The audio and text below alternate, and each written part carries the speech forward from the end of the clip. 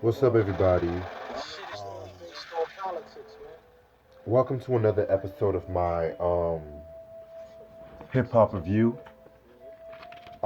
Yes, I am back in my place at Raleigh just for tonight and stuff like that. I had to get away from Durham for a little bit. Um, this album I'm about to review today has been an album that has been requested by a lot of people. A lot of people kind of told me that they really wanted to do this album, want me to do this album. It's Raekwon's second studio album. Immobilarity, released in 1999 on Loud Records. Yes, this album. Okay. Before I start, two things though. One, I'll be right back.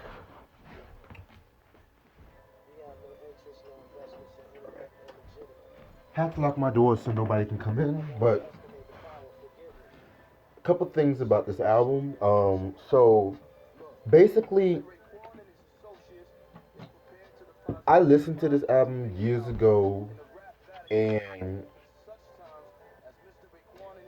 it was I listened to this album years ago and listening to this album today kind of shook up a lot of nerve for me. So, well, let's get this started. So you guys should know who Raekwon is. He's one of the members of the Wu Tang Clan. You guys should also know I'm doing this whole Wu's second wave of solo albums breakdown and shit like that. And yeah, okay. He dropped Only Built for My Cuban Links in '95, which is a hip hop classic, bar none and shit like that. A fucking classic album, basically.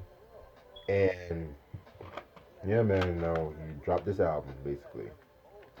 So after the release of Only Built for My Cuban Links, Raekwon was just doing his thing. He was appearing on people's works and shit like that. Um, Mostly, he was appearing mostly on like Ghostface's Iron Man album. The same way Ghost was on Only Built for Cuban Links, you can as well call Raekwon a co-star and shit like that. Yeah. So yeah, fuck that.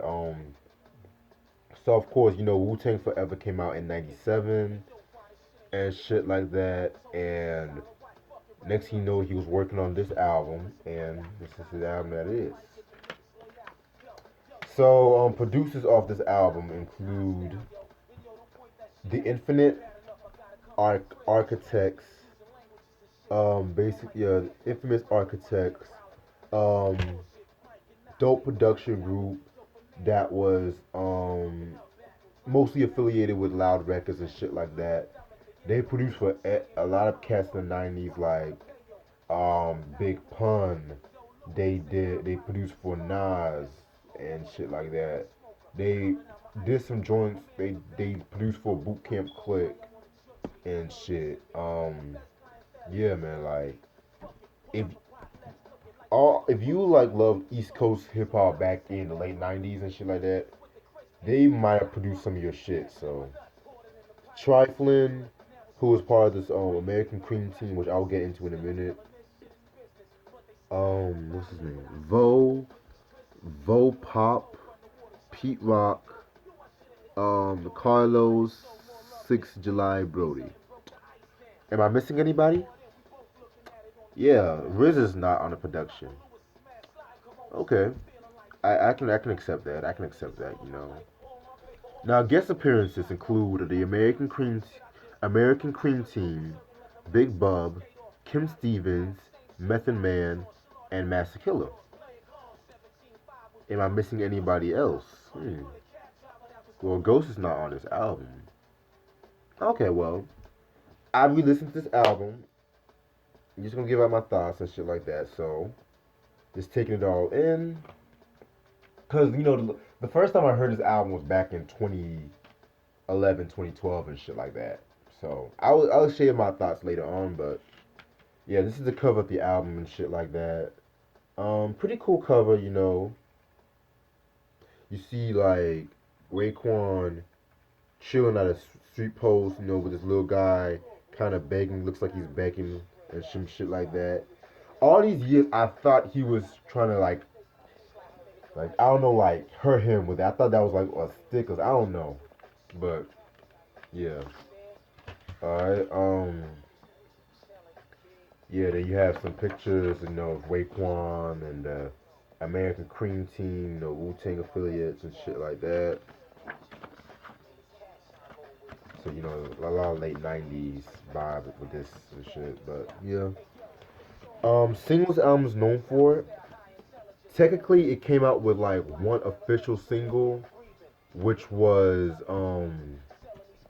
Live from New York, but you can say that 100 Rounds was a single because they had a video for that too. So yeah, and basically, um, Immobilarity stands for I move more officially by implementing loyalty and respect in the youth. I think that's pretty dope and shit. But yeah, so 21 songs. You guys should know what I'm gonna do. Track number one is the intro. Nothing to it, just sets the whole tone of the album basically. Track number two is Yayo. Um, Pretty dope. That's a pretty dope banger and shit like that. Only gripe about that, so I wish they would have done a little bit more with the beat, but eh. Track number three, Casablanca. The Infinite Architects, they did that beat. Very dope song. I love the fucking strings on that fucking beat and shit like that. I felt like the strings basically was giving me only built for my Cuban Links vibes and shit like that. And this is probably the closest you would ever, one some of the closest shit you would ever hear. Raekwon going back to that Cuban Link style and shit like that, which I will get into later on after this album reviews and shit. Track number four, 100 Rounds. That's a pretty cool track. That's a pretty cool track and shit like that because it's basically a braggadocio song where he's talking about how he can go 100 rounds with any rapper and shit like that. And it's just basically like, yeah, that's basically what I got from that song and shit. Track number five, Real Life. One of my favorite songs off this project. Yes, I did say that. Basically, self-explanatory. Real life is just talking about what he sees like in his environment and shit like that, how he maintains and shit. Basically, one thing I loved about the song was how descriptive that Raekwon was and shit like that. Very descriptive. Like I might pull up some lyrics right now. Give me 1 second. All right.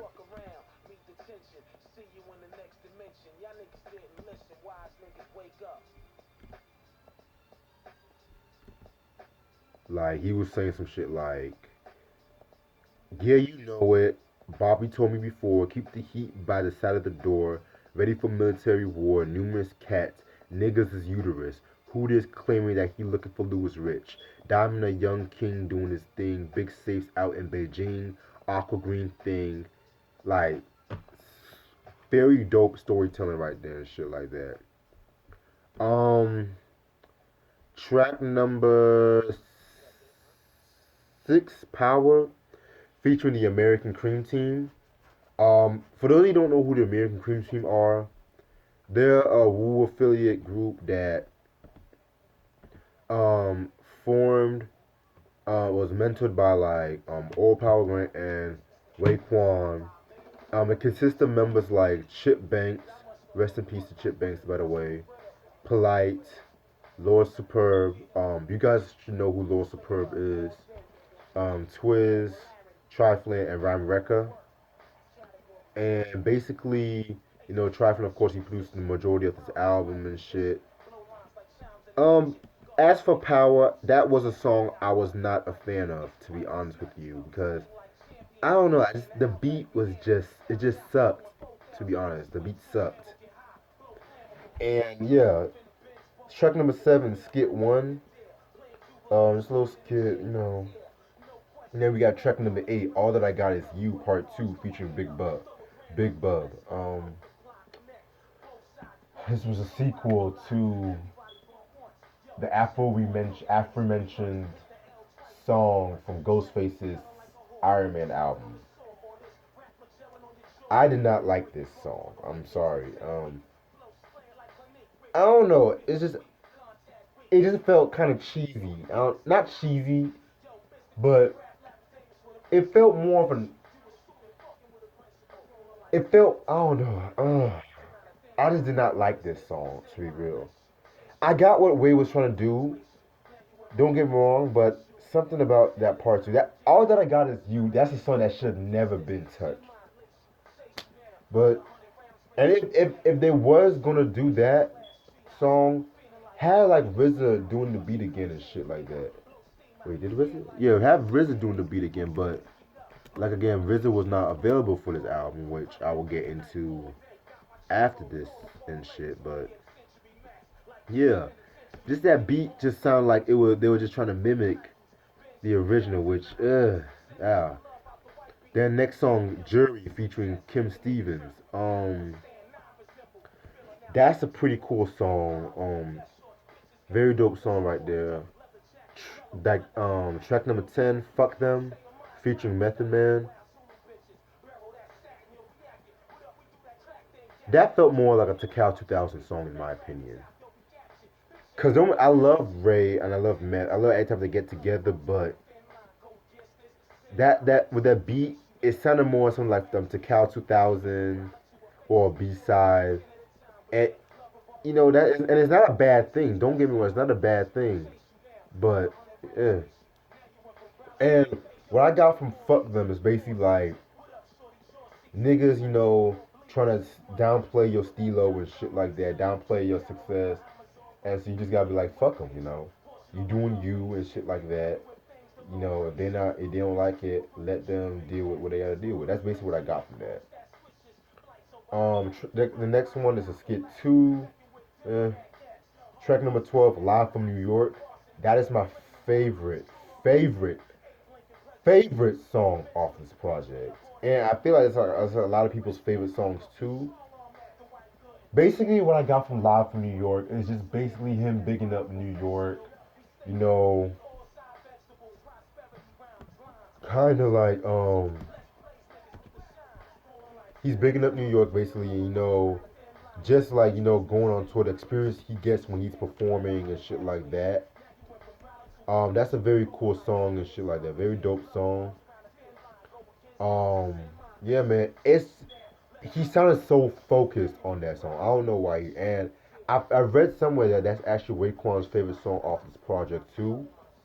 I could be wrong though, but track number 13, My Favorite Dread. I could have done without that song, basically. Track number 14, Friday. That song was okay. Track number 15, The Table. Featuring Master Killer. Dope song, by the way. Master Killer definitely did his thing on that song. It's just basically Raekwon talking about escaping from the projects, and get into like crime related activities and shit. Very dope song. Master Killer did his thing on that. Track number 16, Sneakers. That was a Pete Rock produced song. Very good song. This is a song that actually took me a while for me to grow into because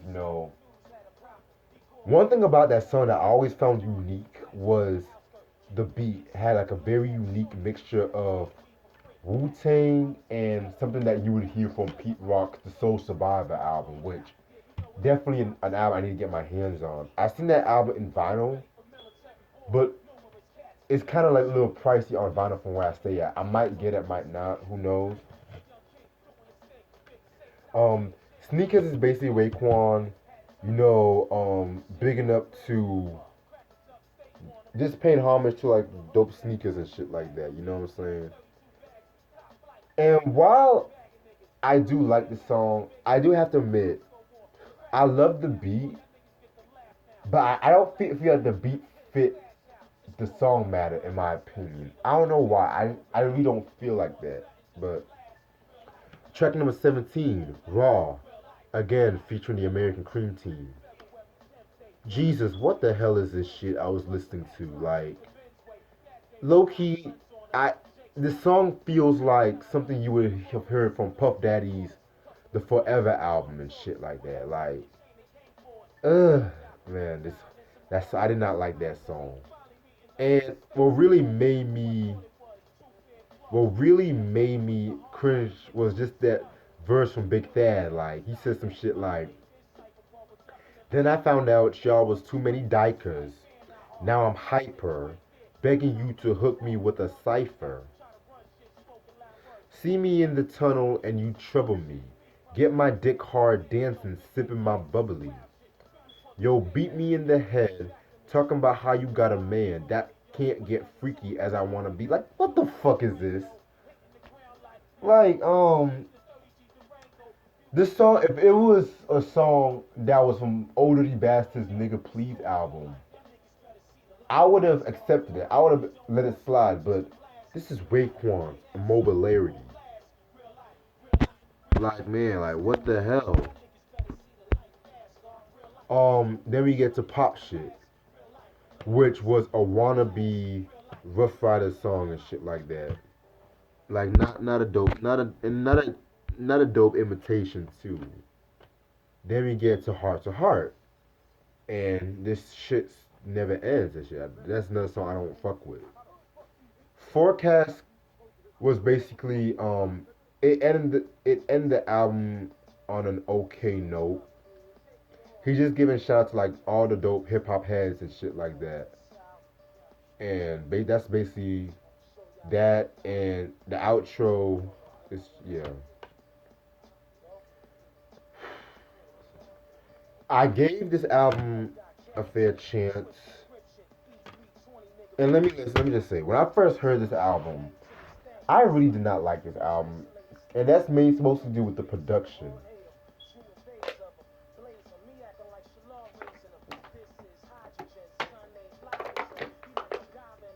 Excuse me. That's supposed to do with the production. 'Cause I felt like the production could have been a lot more better. I felt like a lot of this times the production they were like trying to chase for more trends. But let me say that. Okay, but then now listening to this album now, some of my opinions have changed, but overall, this was kind of a okay album in my book. And like it has to do with the production because I felt like with the production they were kind of chasing those trends. Like, I always said that with this album, I felt like there was some beats kind of gave me like a Capone and Noriega vibe. But now we listening to this album, there was some songs that was like cringeworthy. There was some songs that it was just kind of like, eh. And it kind of makes you wish that RZA was back or some shit. You know what I'm saying? Now, don't get me wrong though. There's some good shit too on this album. Like, Raekwon, lyrically, he's as better than ever. He's just as good as he was on Only Built for My Cuban Links and shit. And concept wise, I could see what this album was gonna go with, but at the same time,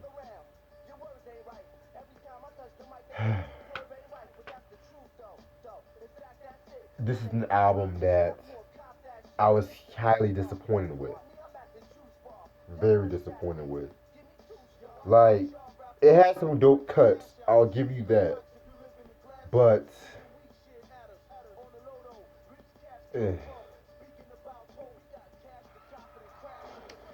However, compared to the Lex Diamond story and the Fly Luxurious album, I would rather listen to this one and shit because I did like Only Built for My Cuban Links Part 2 and Shaolin versus Wu Tang. I felt like that was a very dope album as well. Very slept on if you ask me. But I don't know, man. This album just does not do it for me. I'm sorry, man. And I gave this album a chance, because I felt like, with the ratio between good and bad, like the bad outweighs the good in my opinion. But yeah, man, Raekwon, Immobilarity, 99. You have to be a really woo head to really appreciate this album and shit. But that's all the time I have. Stay tuned for more. Peace.